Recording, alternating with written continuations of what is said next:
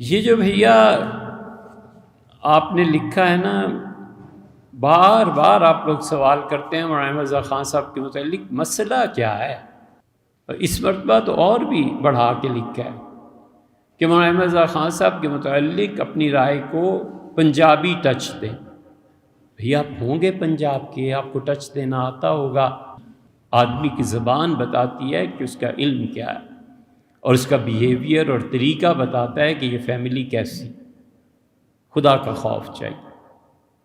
اب کیا چاہتے ہیں آخر؟ ہم نے جن لوگوں کو دیکھا اور جن سے پڑھا، ہم 5 باتیں ان کی سنا دیتے ہیں۔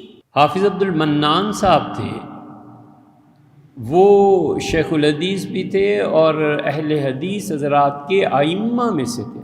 لوگ کہتے تھے یہ حدیث کے حافظ ہیں رحمہ اللہ، اور کیا شاندار شخصیت تھی۔ ان کے مناظرے ہوتے تھے گجرانوالہ میں مولانا سرفراز خان صاحب صفدر رحمۃ اللہ علیہ کے متعلق۔ دونوں علماء دین تھے، آپس میں لکھتے رہتے تھے یہ حدیث ایسے یا ایسے۔ حافظ عبد المنان صاحب کی صحبت میں بہت سے اہل حدیث بچے بیٹھے ہوئے تھے، تو بتا رہے تھے کہ مولانا سرفراز صاحب نے یہ مجھے لکھا ہے، میں نے یہ لکھا ہے، تو اس نے کہا چھوڑو جی مولوی سرفراز، الف بے تک تو آتا نہیں اس سے۔ انہوں نے اس بچے کو جو رفع یدین بھی کرتا تھا اور آمین بالجار بھی اور ساری اہل حدیث والی باتیں، بڑے سنجیدگی سے فرمایا کہ بیٹے مولانا سرفراز خان صاحب کو بسم اللہ الرحمن الرحیم یہ تو آتی ہوگی کہ نہیں؟ یہ بھی نہیں آتی۔ اس کا حضرت یہ تو پڑھتے ہی ہوں گے۔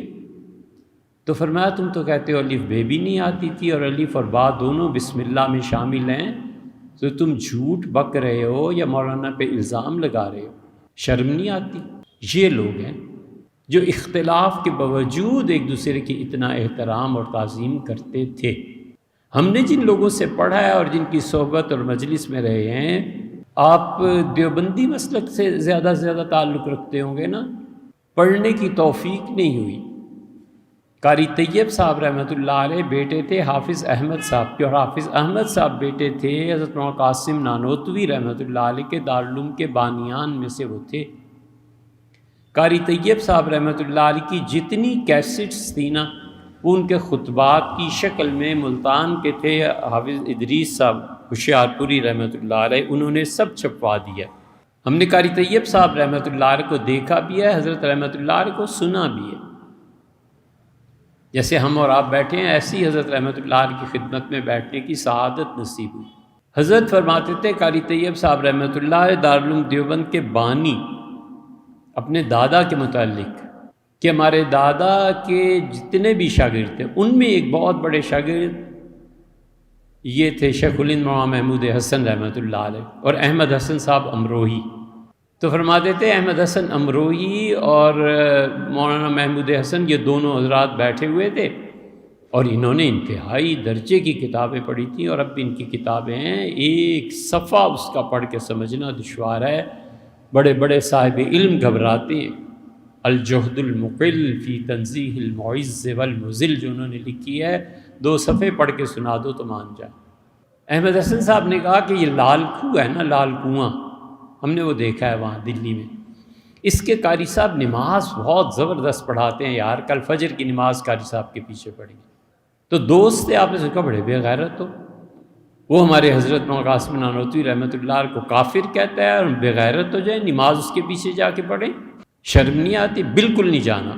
یہ بات حضرت نانوتوی رحمۃ اللہ تک پہنچ گئی۔ قاری طیب صاحب نے لکھا ہے دادا نے اگلے دن دونوں شاگردوں کو بلایا اور فرمایا بھئی کل ہم فجر کی نماز جا کر وہاں قاری صاحب کے پیچھے پڑھیں گے، سنا ہے بہت اچھی قرات کرتے ہیں۔ جب سلام پھیرا تو ان قاری صاحب نے دیکھا کہ مولوی لگتے ہیں، پوچھا کون ہے دعا کے بعد، تو انہوں نے کہا میرا نام محمد قاسم ہے، اور یہ محمود حسن ہے، اور یہ احمد حسن ہے۔ تو انہوں نے کہا آپ وہ نانوتوی؟ فرمایا جی۔ اس نے کہا آپ کیسے آئے؟ فرمایا آپ کے پیچھے نماز پڑھنے آئے تھے، آپ کی قرات ماشاءاللہ کیا کہنے، اور ایک غلط فہمی ہو گئی وہ دور کرنے کہ آپ سمجھتے ہیں کہ میں کافر ہوں اور میں نے حضور صلی اللہ علیہ وسلم کی توہین کی ہے۔ آپ بالکل سچ کہتے ہیں، جو بھی حضور صلی اللہ علیہ وسلم کی توہین کرے وہ واقعی کافر ہوتا ہے، یہ آپ کے ایمان کا جذبہ ہے جو آپ نے مجھے کافر کہا ہے، لیکن دیکھیے میں نے توہین نہیں کی، یہ غلط فہمی ہے، غلط بات ہے، آپ تک پہنچ گئی، اور اگر میں ہوں بھی تو بھی قاری صاحب اشہد ان لا الہ الا اللہ، آپ ہاتھ بڑھائیے میں کلمہ پڑھتا ہوں، مسلمان ہو جاؤں۔ وہ رونے لگا اور پاؤں میں گر گیا، اس کا حضرت میری توبہ ہے جو آپ کے متعلق کچھ، ہم نے تو ان لوگوں سے پڑھا ہے، پنجابی ٹچ برباد کر دیا ہے تم نے امت۔ قاری طیب صاحب رحمۃ اللہ علیہ خلیفہ ہیں ازما شرفی صاحب تھانوی رحمۃ اللہ علیہ کے، فرماتے تھے ایک مرتبہ ہم سب بیٹھے ہوئے تھے اور حضرت تھانوی رحمۃ اللہ کو کافر قرار دیا احمد رضا خان صاحب نے، یہ تیسری بات ہے۔ تو ہوا یہ کہ ایک نے کہا جی احمد رضا کی کیا بات کرتے ہیں، تو حضرت تھانوی رحمۃ اللہ نے فرمایا یہ کیا بے ادبی ہے، ہمارا ان کا علمی اختلاف ہے، مولانا احمد رضا کو کیا مجھے کافر کہنے کی وجہ سے ان کا جو عہدہ ہے مولانا کا لفظ ان سے چھین لیا جائے گا؟ ان کے منصب کا تمہیں کوئی احترام نہیں ہے، اس کی بے توقیری جائز ہے؟ یہ پنجابی ٹچ ہے، آپ نے کتابیں پڑھی ہو تو آپ کو پتہ چلے نا، یہ وہ لوگ تھے۔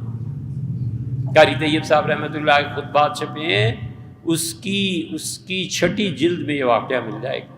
ہمارے اپنے شیخ حضرت مولانا ابو الحسن علی ندوی رحمۃ اللہ علیہ، انہوں نے اپنے شیخ شاہ عبد القادر صاحب رائے پوری رحمۃ اللہ علیہ کے کہنے پہ قادیانیت کے رد میں کتاب لکھی ہے، بالکل انہیں کافر کہا قادیان کو، ختم نبوت کے مسئلے پہ یہ وہ ایک جگہ پوری کتاب میں بتا دو جہاں حضرت نے لکھا ہو مرزا غلام احمد قادیانی، ایک جگہ 200 صفحے کی کتاب ہے جہاں آیا مرزا غلام احمد صاحب قادیانی، مرزا غلام احمد قادیانی صاحب۔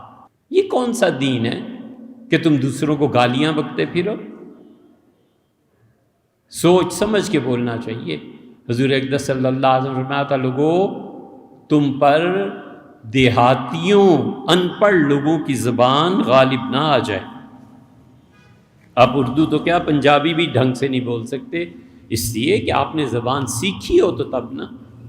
حضور اقدس صلی اللہ علیہ وسلم خبردار عشاء کو عتمہ نہ کہنا۔